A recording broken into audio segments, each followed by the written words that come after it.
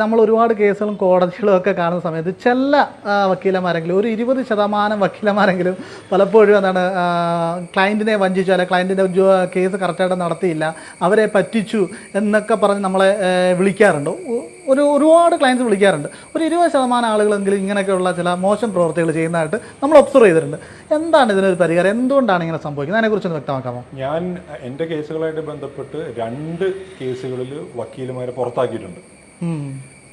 ഹൈക്കോടതിയിൽ വെച്ചും കീഴ്ക്കോടതിയിൽ വെച്ചും വക്കീലുമാർ ഇനി ഹൈക്കോടതിയിലൊരു വക്കീലെടുത്ത് ഇനി മേലാൽ ഒരു കാരണവശാലും എന്നെ ഒരു കേസിന് റെപ്രസെൻ്റ് ചെയ്യുന്ന കർക്കശമായ റെക്കോർഡിക്കിൽ എനിക്ക് ഇമെയിൽ അയക്കേണ്ടി വന്നിട്ടുണ്ട്.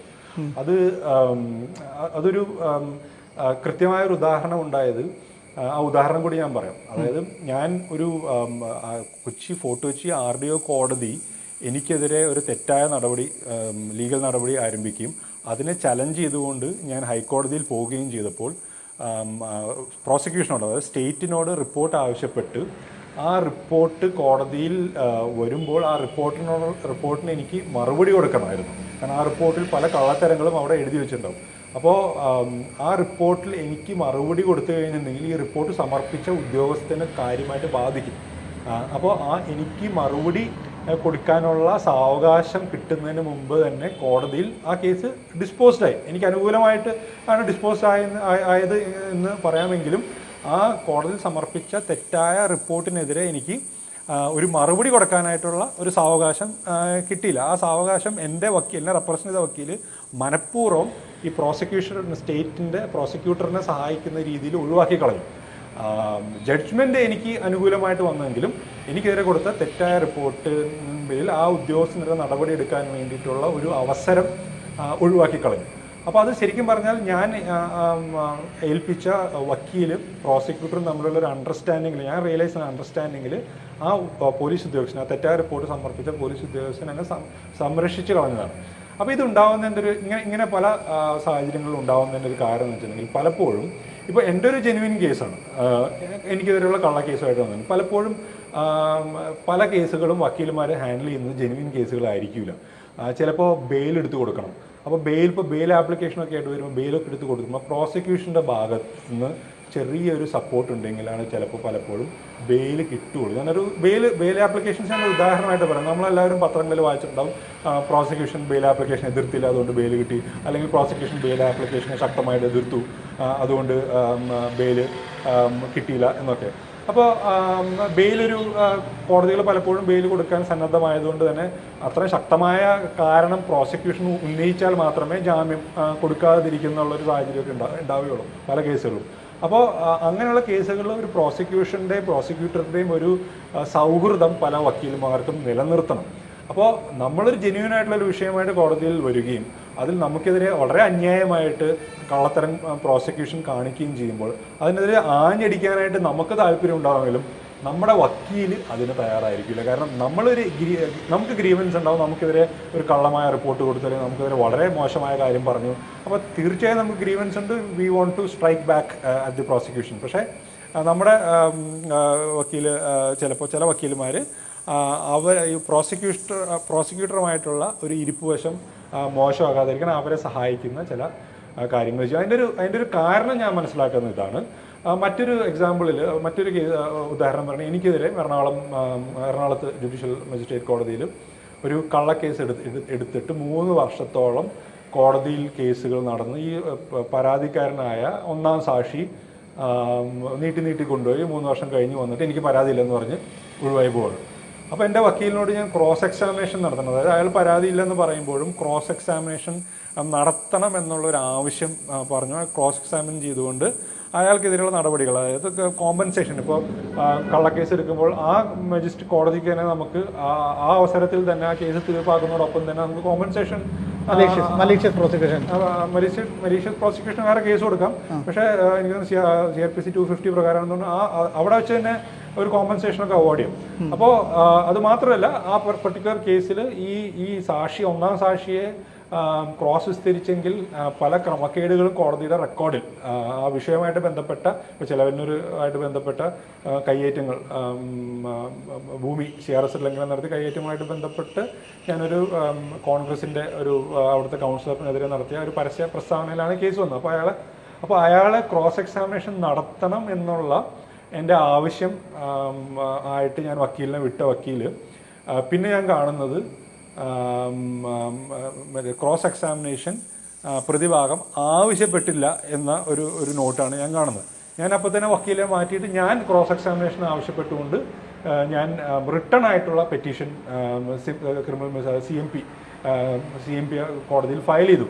അപ്പോൾ മജിസ്ട്രേറ്റിൻ്റെ ക്രോസ് എക്സാമിനേഷൻ അനുവദിച്ചില്ല. കാരണം ആ കേസ് രജിസ്റ്റർ ചെയ്തത് മജിസ്ട്രേറ്റിന് അനുവാദത്തോടെയാണ് കേസ് രജിസ്റ്റർ ചെയ്തിട്ടുണ്ടായിരുന്നത്. കാരണം പോലീസിന് കേസ് എടുക്കാൻ പറ്റാത്ത കേസ് മജിസ്ട്രേറ്റ് അനുവാദം കൊടുത്തിട്ടാണ് കേസ് എടുത്തത്. എന്നിട്ടാണ് ഈ 3 വർഷം കഴിഞ്ഞിട്ട് ഈ പരാതിക്കാരൻ വന്നിട്ട് ഒന്നാം സാക്ഷി എനിക്ക് പരാതിയില്ല എന്ന് പറയുന്നത്, അയാളെ ക്രോസ് എക്സാമിനേഷൻ ചെയ്യുന്നത്, ഞാൻ ക്രോസ് എക്സാമിനേഷൻ ചെയ്യുന്നത് കോടതിക്കും താല്പര്യമില്ല.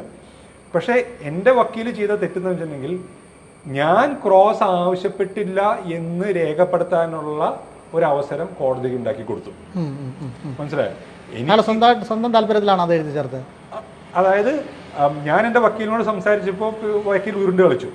റിട്ടേൺ ആയിട്ട് വക്കീലൊന്നും കൊടുക്കാത്തത് കൊണ്ട് ഞാൻ പിന്നെ പോയിട്ട് റിട്ടേൺ ആയിട്ട് കൊടുത്തു കഴിഞ്ഞപ്പോൾ മജിസ്ട്രേറ്റിന് എൻ്റെ മറ്റേ CMP ആ പെറ്റീഷൻ കൺസിഡർ ചെയ്യാണ്ടിരിക്കാൻ പറ്റിയിട്ടില്ല. അപ്പോൾ കേസുകളുടെ രേഖ ഇപ്പോൾ പരിശോധിച്ച് നോക്കിയാൽ നിപുൺ ചെറിയൻ എന്ന ഞാൻ ക്രോസ് എക്സാമിനേഷൻ ആവശ്യപ്പെടുകയും കോടതി ഇത് നിരാകരിക്കുകയും ചെയ്തു. എന്ന് പറയുന്നതും നിപുൺ ചെറിയൻ ക്രോസ് എക്സാമിനേഷൻ വേണ്ട എന്ന് പറഞ്ഞത് രണ്ടാണ്.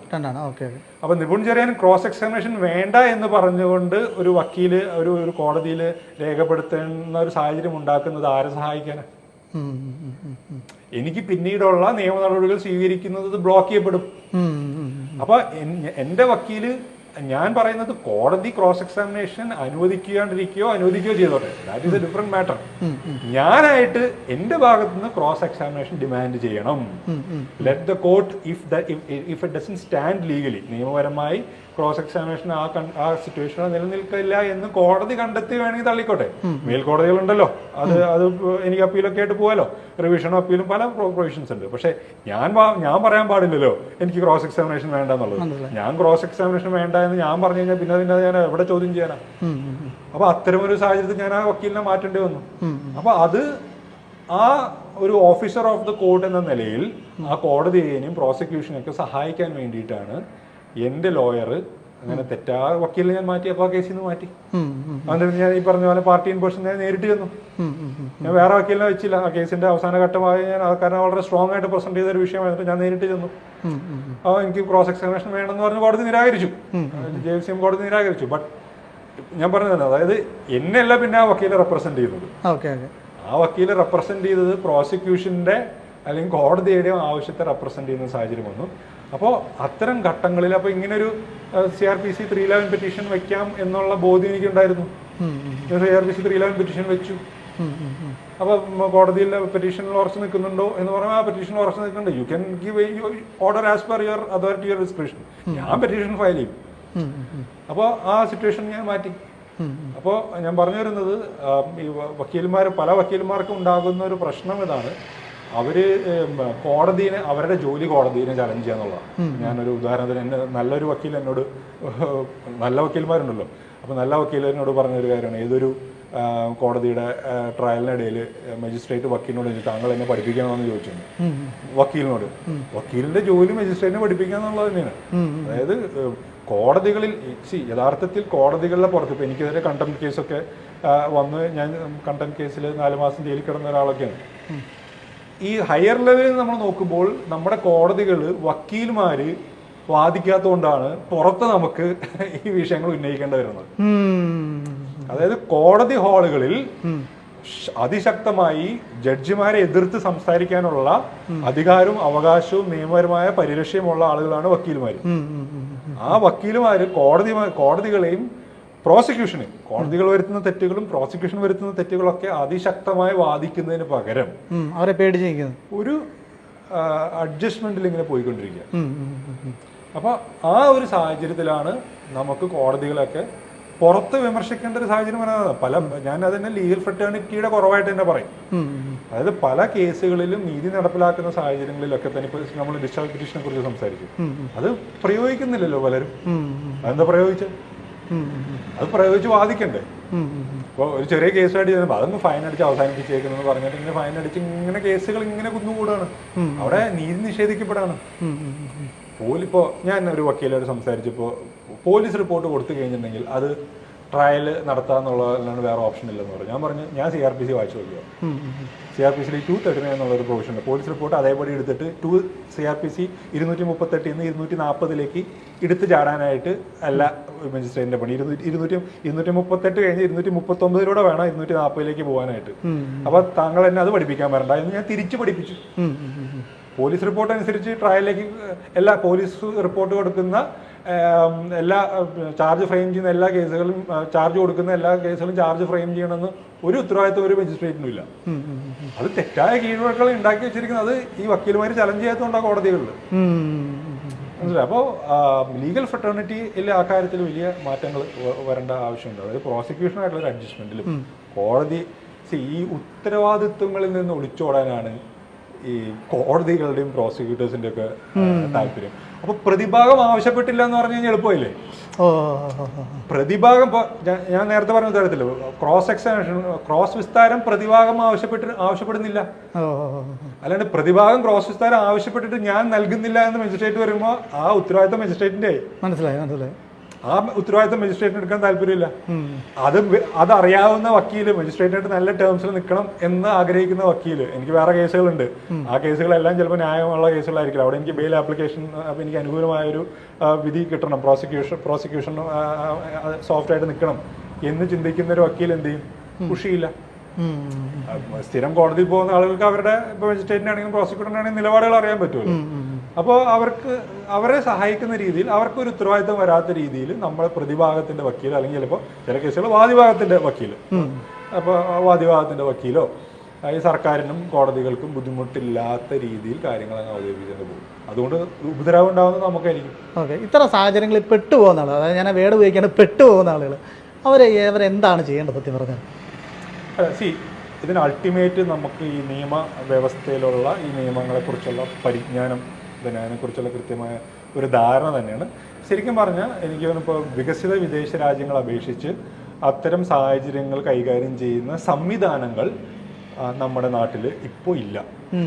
പണ്ട് നമ്മൾ ശ്രദ്ധിച്ചാൽ മനസ്സിലാവും, പണ്ടൊക്കെ ഈ രാഷ്ട്രീയ പാർട്ടികൾ ഉണ്ടാക്കുന്നത് പോലും ഈ വക്കീൽമാരാണ്. ഇപ്പൊ ഞായറാഴ്ച വക്കീൽമാരെന്നാണ് കോൺഗ്രസ്സുകാരെ പണ്ട് ഇന്ത്യക്ക് സ്വാതന്ത്ര്യം കിട്ടുന്നതിലും ഒക്കെ പറഞ്ഞ് കളിയാക്കി വരുന്ന ഒരു കാര്യങ്ങളാണ്. അപ്പൊ നിയമം അറിയാവുന്നവർക്ക്, അപ്പോൾ ഈ പൊളിറ്റിക്കലി മോട്ടിവേറ്റഡ് ആയിട്ടുള്ള പൊളിറ്റിക്കൽ പൊസിഷൻസ് ഉള്ള പല വക്കീൽമാരൊക്കെ ന്യായത്തിന് വേണ്ടി നിലകൊണ്ട് വാദിച്ചിരുന്നൊരു സാഹചര്യങ്ങളൊക്കെ. അപ്പോൾ ഈ പൊളിറ്റിക്കൽ പാർട്ടീസിന്റെ നിലവാര തകർച്ചയും ലീഗൽ ഫ്രട്ടേണിറ്റിയിൽ ലോയേഴ്സിലുള്ള സംഭവിച്ചിട്ടുള്ള നിലവാര തകർച്ചയൊക്കെ നമുക്ക് ഒരുപോലെ നമുക്ക് കാണേണ്ടി വരും. അപ്പോൾ കുറച്ച് പതിറ്റാണ്ടുകൾക്ക് മുമ്പ് രാഷ്ട്രീയ പാർട്ടികളുമായിട്ട് ബന്ധപ്പെട്ട വക്കീലുമാര് പലപ്പോഴും ഇതിനൊക്കെ ഒരു സൊല്യൂഷൻ ആയിരുന്നു. ഇന്നിപ്പോ അങ്ങനെ അവരെ നമുക്ക് തന്നെ സൊല്യൂഷനായിട്ട് കാണാൻ പറ്റാത്തൊരു സാഹചര്യം നിലനിൽക്കുന്നുണ്ട്.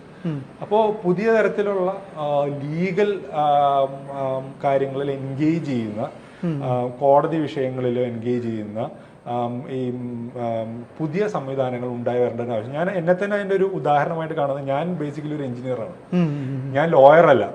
പക്ഷേ ഈ ലോജിക് തിയറം അല്ലെങ്കിൽ ലോജിക് സിസ്റ്റം തന്നെയാണ് എഞ്ചിനീയറിംഗിലാണെങ്കിലും ലോയിലാണെങ്കിലും മെഡിസിൻ ഒക്കെ ആണെങ്കിലും ഫണ്ടമെന്റലി പഠിപ്പിക്കുന്ന ഒരു സയന്റിഫിക് പ്രിൻസിപ്പിൾസിൽ പഠിപ്പിക്കുന്ന കാര്യങ്ങളായതുകൊണ്ട് എന്നെ സംബന്ധിച്ച് ഈ ലോയുടെ ഒരു ഫ്ലോ, ലീഗൽ പ്രൊസീജിയറിന്റെ ഒരു ഫ്ലോ പെട്ടെന്ന് എക്സ്ട്രാക്ട് ചെയ്യാനായിട്ട്, പെട്ടെന്ന് മനസ്സിലാക്കാനായിട്ട് എനിക്ക് സാധിക്കുന്നുണ്ട്. ആ എഞ്ചിനീയറിംഗ് ബാക്ക്ഗ്രൗണ്ട് ഉള്ളത് കൊണ്ട് തന്നെ. അതുകൊണ്ട് തന്നെ ഇപ്പം ഞാൻ കാണുന്നത് പലപ്പോഴും അങ്ങനെയുള്ള പ്രൊഫഷണൽ എഡ്യൂക്കേഷൻ ഉള്ള ആളുകൾ ഈ ലീഗൽ അഫയേഴ്സുമായിട്ട് ബന്ധപ്പെട്ട വിഷയങ്ങളിലേക്ക് ഇറങ്ങി വരാൻ തുടങ്ങുന്നുണ്ട്. അത് കുറേയും കൂടി വൈഡ് സ്പ്രെഡ് ആവും. പ്രൊഫഷണൽ എഡ്യൂക്കേഷൻ ബാക്ക്ഗ്രൗണ്ട് ഇല്ലാത്ത ആളുകളിലേക്കും ഇതെത്തുന്ന തരത്തിലേക്കുള്ള മാറ്റങ്ങൾ രാജ്യത്ത് വരണം. അതിന് സുപ്രീം കോടതി ഒരു വളരെ പ്രധാനപ്പെട്ട ഒരു സ്റ്റെപ്പ് എടുത്തിട്ടുണ്ട്, ഈ ടെലികാസ്റ്റ് ചെയ്യണമെന്നുള്ള ഒരു കാര്യം കോടതിയിലെ വിചാരണകൾ. കാരണം ഈ തുറന്ന കോടതി, ഓപ്പൺ കോർട്ട് ഫിലോസഫി എന്നാണ് അതിന് പറയുന്നത്. അപ്പൊ തുറന്ന കോടതി എന്ന ഫിലോസഫിയെ അടിച്ചമർത്തിക്കൊണ്ട് അത് അട്ടിമറിച്ചുകൊണ്ടാണ് ഇന്ന് പല കോടതികളും പ്രവർത്തിക്കുന്നത്. കാരണം വെച്ചിട്ടുണ്ടെങ്കിൽ അവിടെ ഈ കോടതിയിലെ ഗുമസ്തനിൽ നിന്ന് ചുണ്ടിനടലിൽ എന്ന് പറയും, കോടതിയുടെ അറ്റത്ത് നിൽക്കുന്ന പ്രതിയുടെ അടുത്ത് ഓൾറെഡി വക്കീൽ പറഞ്ഞു വെച്ചിട്ടുണ്ടാവും കുറ്റം ചെയ്തിട്ടില്ല എന്ന് പറയാൻ, കുറ്റം ചെയ്തിട്ടുണ്ട്, അയാൾ ഇതൊന്നും കേൾക്കാണ്ടാണ് അയാൾ പറയുന്നത്. തുറന്ന കോടതിയിൽ നിന്ന് എല്ലാവരും കേൾക്കണം. അപ്പോൾ വീഡിയോ ടെലികാസ്റ്റ് ചെയ്യുമ്പോൾ കോടതികളിലെ പ്രൊസീഡിങ്സ് ഇപ്പോൾ ഹൈക്കോടതികളിലൊക്കെ പ്രൊസീഡിങ്സ് ടെലികാസ്റ്റ് ചെയ്യുന്ന ഒരു സാഹചര്യത്തിലേക്ക് വന്നു തുടങ്ങി. ഇപ്പോൾ സുപ്രീം കോടതിയിൽ ടെലികാസ്റ്റ് പല ഹൈക്കോടതിയിലും റെസിസ്റ്റ് ചെയ്തിട്ട് സുപ്രീം കോടതി ചീഫ് ജസ്റ്റിസ് ചന്ദ്രചൂഡിന് ഒരു വാർണിംഗ് കൊടുക്കേണ്ടി വന്നു. അത് സമ്മതിക്കില്ല. കോവിഡ് കാലഘട്ടത്ത് തുറന്ന ഓൺലൈൻ കോടതികൾ പിന്നെ ഡിസ്കണ്ടിന്യൂ ചെയ്യാനുള്ള സ്റ്റെപ്സ് ഒക്കെ പല ഹൈക്കോടതികളും എടുത്തപ്പോൾ പല ഹൈക്കോടതികളെയും സുപ്രീം കോടതിക്ക് വാൺ ചെയ്യേണ്ടത് വന്നു. ഞാൻ കാണുന്നത് തുറന്ന കോടതികൾ ഭയക്കുന്നു എന്നുള്ളതാണ്. തുറന്ന കോടതികൾ ഭയക്കുന്നത് ഇവര് ഇതിനകത്ത് കാണിക്കുന്ന, ഞാൻ പറയും, പ്രോസിക്യൂഷനും എതിർകക്ഷിയുടെ വക്കീൽമാരൊക്കെ കാണിക്കുന്ന നീക്കുപോക്കുകളൊക്കെ നമുക്ക് മനസ്സിലാകുന്ന. ഇപ്പൊ നിങ്ങളിപ്പോ ഒരു കേസിൽ പ്രതിയാണ്, നിങ്ങളുടെ സുഹൃത്ത് ഒരു വക്കീലുണ്ടാവും, നിങ്ങളുടെ സുഹൃത്ത് വക്കീൽ ആ കോടതിയിലായിരിക്കുമല്ലോ പ്രാക്ടീസ് ചെയ്യുന്നത്. അയാൾക്ക് പക്ഷേ ഈ ഓൺലൈൻ വീഡിയോ ഉണ്ടെങ്കിൽ അത് കണ്ടെങ്കിൽ നിങ്ങൾക്ക് പറഞ്ഞു തരാൻ പറ്റും ഈ പ്രശ്നം ഉണ്ടെന്നുള്ളത്. നമ്മുടെ സുഹൃത്തുക്കളായ വക്കീൽമാർ പലരും ഉണ്ടാവുമല്ലോ, അവർക്ക് ഇപ്പൊ ആ കോടതിയിൽ ആ സമയത്ത് അവിടെ ഉണ്ടാവണമെന്നില്ലല്ലോ. അപ്പൊ ഒരു ഓപ്പൺ കോർട്ട് ഫിലോസഫി നടപ്പിലാക്കുക എന്നുള്ളത് ഒരു വലിയൊരു, അതിനു വേണ്ടിയിട്ടുള്ള ഒരു മൂവ്മെന്റ്സ് രാജ്യത്തുണ്ടാവണം. ഇപ്പൊ ഞാനടക്കം പലപ്പോഴും തുറന്ന് അടിച്ചിട്ടുള്ള കാര്യങ്ങളാണ് അതൊക്കെ. ഇപ്പൊ എന്റെ കണ്ടംപ്റ്റ് കേസ് അതുകൊണ്ട് തന്നെ ഒരു സ്റ്റേജ് കഴിഞ്ഞപ്പോൾ കോടതിയിൽ വീഡിയോ റെക്കോർഡിംഗ് സ്റ്റോപ്പ് ചെയ്തു, കോടതിയുടെ വീഡിയോ ടെലികാസ്റ്റ് നിർത്തി. അതുപോലെ തന്നെ ഇപ്പോൾ പല കോടതികളിലും ഈ വീഡിയോ റെക്കോർഡിംഗ് അവൈലബിൾ ആക്കുന്നില്ല. കേരള ഹൈക്കോടതി ചില ജഡ്ജിമാർ ചില പ്രത്യേക കേസുകളിൽ അവർ സ്വമേധയാ ഇനിഷ്യേറ്റീവ് എടുത്തിട്ട് ലൈവ് ടെലികാസ്റ്റിംഗ് ചെയ്ത സന്ദർഭങ്ങൾ ഉണ്ടായിരുന്നു. അതൊക്കെ നമ്മൾ അപ്രീഷിയേറ്റ് ചെയ്യണം. അതാണ് ആ ഒരു മാറ്റമാണ് വേണ്ടത്. അതുപോലെ ഇപ്പോൾ ഒരു കോടതിയിൽ മുന്നിൽ നിന്നുകൊണ്ട് എന്തൊക്കെയോ പറഞ്ഞു, ഈ കുറ്റം ചേർത്തുകൊണ്ടിരിക്കും. ഞാനവിടെ പ്രതികൂട്ടിൽ കയറി നിൽക്കുക, എനിക്ക് മനസ്സിലായില്ല. ഞാനപ്പോൾ ഉറക്കെടുത്ത് പറഞ്ഞു വായിച്ചെന്താന്ന് മനസ്സിലായി. അപ്പോൾ എൻ്റെ അടുത്ത് ചോദിച്ചു നിങ്ങൾക്ക് മലയാളം അറിയില്ല എന്ന് ചോദിച്ചു. അപ്പോൾ എനിക്ക് മലയാളം അറിയാം, പക്ഷെ എനിക്ക് അവിടെ പറഞ്ഞത് കേട്ടില്ല എന്ന് പറഞ്ഞു. കോടതിയിൽ സ്പീക്കറും മൈക്കും കൊണ്ടേ വെക്കട്ടെന്ന് ഞാൻ പറയുന്നത്. ഈ എന്താ ചിലവുള്ളത്? ബാക്കിൽ നിൽക്കുന്ന ആൾക്കാർ കേൾക്കട്ടെ. ഈ ഇപ്പോൾ കള്ളക്കേസുകളായതുകൊണ്ട് പലപ്പോഴും ഈ സാക്ഷികൾ വരില്ലല്ലോ. അപ്പോൾ ഞാൻ പ്രതികൂട്ടിൽ നിൽക്കുന്നു, പ്രോസിക്യൂട്ടർ പതുക്കെ ജഡ്ജിന്റെ അടുത്ത് പോയിട്ട് ഇങ്ങനെ സ്വകാര്യം പറഞ്ഞ പോലെ പറയുന്നത്, സാക്ഷിന്ന് വരാൻ പറ്റിയില്ല, അയാള് മാറുള്ള ഉദ്യോഗസ്ഥനാണ്, നാളെ വരും, മറ്റന്നാൾ അടുത്ത ദിവസം വരും എന്നൊക്കെ. കോടതിയിൽ നിൽക്കുന്ന ആരും കേൾക്കില്ല. അതായത് വക്കീലന്മാർക്ക് മൈക്ക് കൊടുക്കണമെന്നാണ് പറഞ്ഞത്. ജഡ്ജിയുടെ മുന്നിൽ ഒരു മൈക്ക് ഇരിപ്പുണ്ട്, പക്ഷേ വക്കീലന്മാർക്ക് കൊടുക്കണമല്ലേ? അല്ല, ജഡ്ജി അപ്പോഴും സ്പീക്കർ വെച്ച് കഴിഞ്ഞാൽ ജഡ്ജി പറയുന്നത് എന്താണെന്ന് കോടതിയുടെ ബാക്കിൽ വരെ കേൾക്കണം. പ്രോസിക്യൂട്ടർ പറയുന്നത് അവിടെ മുന്നിലിരിക്കുന്ന എല്ലാ വക്കീൽമാരും കേൾക്കണം. കോടതിയിൽ സന്നിഗ്ധരായിട്ടുള്ള എല്ലാവരും കേൾക്കത്തക്ക രീതിയിൽ വേണം ഇവർക്ക് സംസാരിക്കാൻ. ഓപ്പൺ കോടതിയാണ്, ജഡ്ജിയും പ്രോസിക്യൂട്ടറും തമ്മിലുള്ള സീക്രട്ട് പറയാനല്ല ഇരിക്കുന്നത്. അങ്ങനെ കോൺഫിഡൻഷ്യലി ഡീൽ ചെയ്യേണ്ട തരം ഇൻ ക്യാമറ പ്രൊസീഡിങ്സ് ഒക്കെ വേറെ ഉണ്ടല്ലോ. അത് ആ രീതിയിൽ ചെയ്തോട്ടെ. ഈ രഹസ്യാത്മകമായിട്ട് കൊണ്ടു നടക്കേണ്ടതല്ല ഒരു വിചാരണയും ഒരു കോടതിയിൽ ഒരു പ്രൊസീഡിങ്സും. പക്ഷെ രഹസ്യാത്മകമായിട്ട് കൊണ്ടു നടക്കാൻ വേണ്ടി സ്വകാര്യം പറഞ്ഞ പോലെ സംസാരിക്കുന്നു, ബാക്കിൽ നിൽക്കുന്ന ആളെ കേൾക്കുന്നില്ല, അവിടെ ഇരിക്കുന്ന വക്കീൽമാരൊക്കെ കേൾക്കണമെന്ന് മനസ്സിലായി. അപ്പോൾ അങ്ങനത്തെ സാഹചര്യങ്ങളുണ്ട്. അപ്പോൾ ഞാൻ ചോദിക്കുന്നത് വെച്ചാൽ ഈ പല ആളുകൾക്കും അങ്ങനെ ഒരു സംവിധാനം വരേണ്ടതല്ല അല്ലേ? നമ്മുടെ വക്കീലന്മാർ ചെയ്യുന്ന പ്രൊസീഡിങ്സൊക്കെ അല്ല അവർ ചെയ്യുന്ന പ്രോസസ്സൊക്കെ കറക്റ്റ് ആണോ അല്ലയോ എന്ന് ചെക്ക് ചെയ്യാൻ എന്ത് സംവിധാനമാണുള്ളത്? അങ്ങനെ എന്തെങ്കിലുമൊക്കെ വരേണ്ടതല്ലേ? നമ്മളൊരു ക്ലയൻറ്റിനെ കാരണം നമ്മൾ കണ്ണുടച്ചാണ് ഒരു വക്കീലിനെ വിശ്വസിക്കുന്നത്, നിയമം അറിയാത്ത ആളുകൾ. അതിനെന്താണ് ഒരു പ്രതിവിധി? അല്ല, അതിൽ ഞാൻ കാണുന്നത് ഇപ്പോൾ ഇപ്പോൾ താൽക്കാലികമായിട്ടുള്ളൊരു സൊല്യൂഷൻ എന്ന് പറഞ്ഞു കഴിഞ്ഞിട്ടുണ്ടെങ്കിൽ ഈ ആളുകൾക്ക് കൃത്യമായിട്ട് കൺസൾട്ടൻസി പ്രൊവൈഡ് ചെയ്യുന്ന സംവിധാനങ്ങൾ ഉണ്ടായി വരണം.